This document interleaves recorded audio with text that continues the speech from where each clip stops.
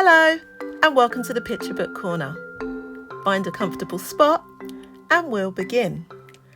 And today's book is Tidy. Written and illustrated by Emily Gravett. Deep in the forest lived a badger called Pete, who tidied and cleaned and kept everything neat. He tidied the flowers by checking each patch and snipped off any that didn't quite match.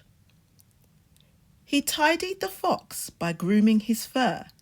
He untangled each knot and each twig and each burr. He tidied the birds from the big to the small by brushing their beaks and then bathing them all. He picked up stray sticks, he swept and he rubbed. He polished the rocks and he scoured and he scrubbed. So when a leaf fell, well,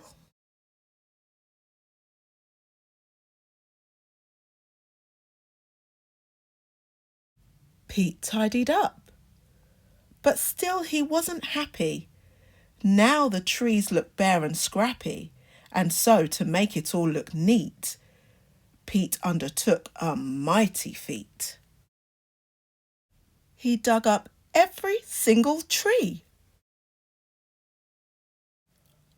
But then it rained.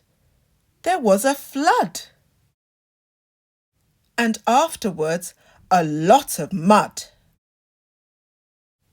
Pete called in the diggers, he called in the mixers, he called in the concrete, the rakers, the fixers. No mud, no leaves, no mess, no trees. Perfectly tidy and perfectly neat. This forest is practically perfect, said Pete. I'm hungry, he thought. I deserve a treat. So he hunted around for something to eat. But the beetles and worms that he usually found were under the concrete, deep in the ground. And so Pete decided to go home instead. If he couldn't have dinner, he'd go straight to bed. But when he arrived and took out his key, there wasn't a door where the door used to be. Later that night, Pete tossed and he turned. His belly was empty. It rumbled and churned.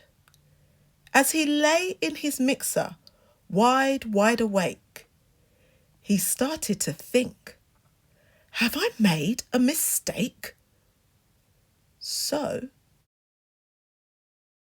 the very next morning, when it got light, he set about trying to put everything right. Then the animals came from the strong to the weak, and they lent him a paw or a claw or a beak. They put everything back as it had always been, but maybe less ordered and not quite as clean. And Pete, well, he promised to tidy up less, but if he succeeded is anyone's guess. The end. Poor Pete.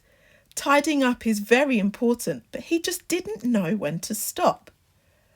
I think this is a lesson, really, about taking things too far.